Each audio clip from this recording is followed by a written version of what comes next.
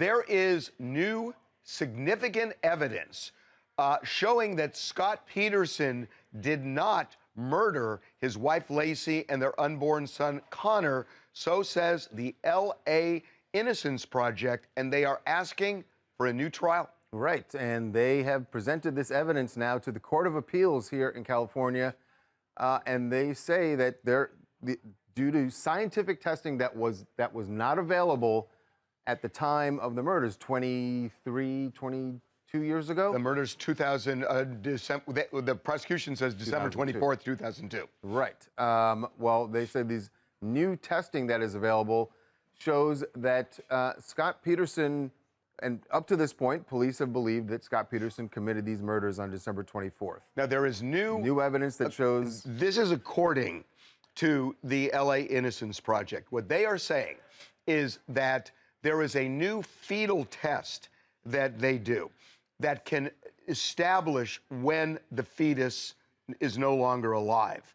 And they say, based on testing that was not available at the time of the trial, the date of death was somewhere between December 28th, 2002 and January 5th, 2003. And that would not, if that's the case. If that's the case, what they're saying is it couldn't have been Scott who did it. Because the police were up his you-know-what at that point on December 28th. They were already following his every move. For days. For days. They were all over him with helicopters, following him on the ground.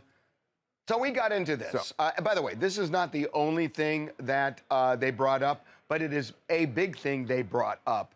And we got into this on our Two Angry Men podcast with Mark Garagos and myself.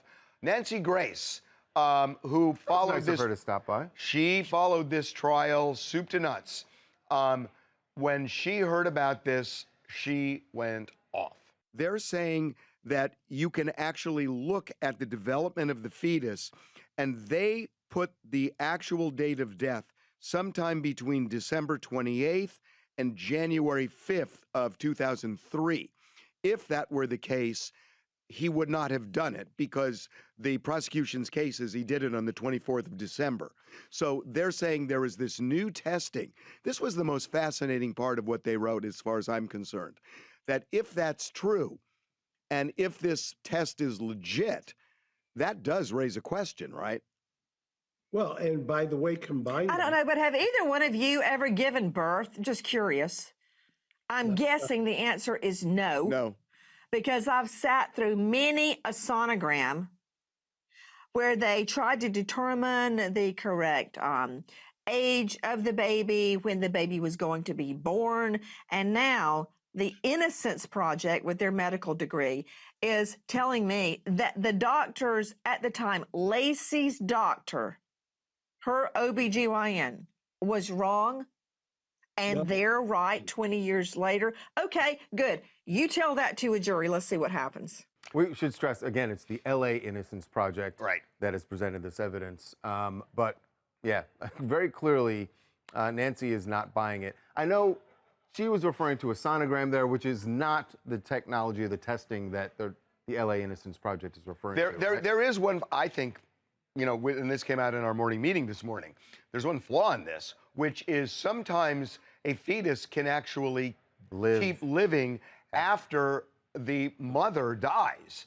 And if that's the case, it could have been Lacey was murdered on the 24th, right, theoretically, and that the baby didn't die until the 28th. I mean, that's a possibility. I would guess the state would say that. Some of the other things that the L.A. Innocence Project presented has to do with DNA testing that was not done. And again, the overarching theme they have is that the police did not pursue other avenues. There were 3 burglaries around her block in the 24 hours around the time she went missing. There were 2 people who were caught, and there was also a van that people in the neighborhood saw. And these 2 people who were caught, who confessed, said that Lacey... confessed to the robberies. Confessed to the robberies, said that Lacey Peterson had confronted them. If that's true, that would have been after Scott went fishing. The other thing is that van was burnt up, and there was a mattress inside with blood on it. Now, the blood was crudely tested with DNA testing, and at least according to Nancy, it returned that it was a male, which Right. which wouldn't have been consistent with Lacey's blood. Right. But what the Innocence Project is saying, LA Innocence Project, is that there would have been more sophisticated DNA testing they could have done to establish if it was her. So I don't know how this is going to go.